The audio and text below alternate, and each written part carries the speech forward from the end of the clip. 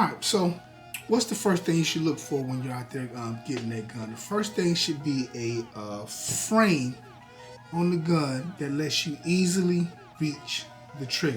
Okay, that's the first thing. So when you in the store, you want to grab that gun, you want to be able to, you can easily put your finger on the trigger of that gun. And you really want to, ideal position is to have like the pad here, that part there, touching the trigger. Some people may do the knuckle wherever you choose, but that's like the thing. And you really want to have like you want your finger to be like at a right angle. I don't know if you can see that with the trigger. You really don't want your finger like up on touching the side of the gun, because the main goal, like we said before, is to pull that trigger and shoot without moving the sights. That's how you want to do it. So a lot of times, especially if you're already a poor shooter, if your finger's on the side, every time you manipulate that trigger, you're going to be touching the side of the gun, which means you're going to be pushing it a little. So you want to get a gun that allows you to reach that trigger comfortably and without having to struggle. If you got a gun and you're here, just barely touching it, that's not good. That's not where you want to be. I like it, but it's too big. All right, so you can kind of see here, I'm gonna bring out a bigger one. So like that was the 365 XL, which is a great concealed carry choice. But like this is the 320, this is the X5 Legion. You see it's a bigger frame, bigger grip. So I see, but this one here still, that was a little small. Not that I said I hate small guns, but yeah. See that one's, that's good. But see, if you, let's say if you grabbing this gun and you can just barely touch the trigger, we'll make sure show you guys it's clear. You can barely touch that trigger, that's not good. So a lot of times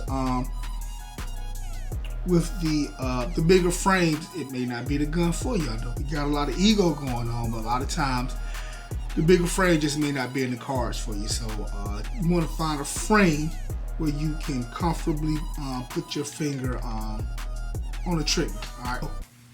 If you're out there, you buying a gun and you can't, if you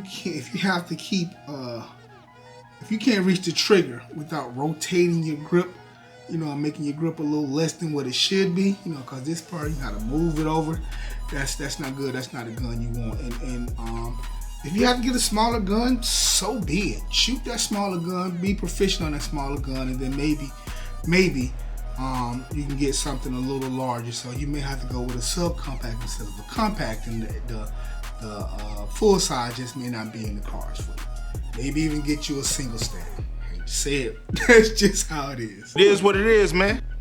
All right, so another thing too that kind of goes along with it, a lot of guns nowadays, trying to find one, Canic will have it, Smith & Wesson will have, I think Glock has them on some of the newer models, they'll have the grip inserts. And basically what it is, let's say when you go to the store, most of the guns in the store will have the medium size one. If you're choosing a gun, you can maybe see if the guy behind it kind of has them. I don't really know if they'll let you do it, but yeah, when you're choosing one, try all three sizes: the small, the medium, and the large, to see which one is more comfortable.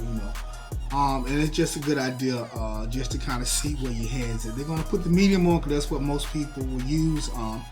Guys with huge hands may need those larger ones. If you got a smaller hand, look, don't let ego. Don't let your ego get in the way of common sense. Make you not get the right gun that's for you. If you got smaller hands, get the smaller grip insert to put backstrap. Grip insert. Get the smaller backstrap to put on there so you can hold that gun comfortably and reach that trigger without having to adjust your grip.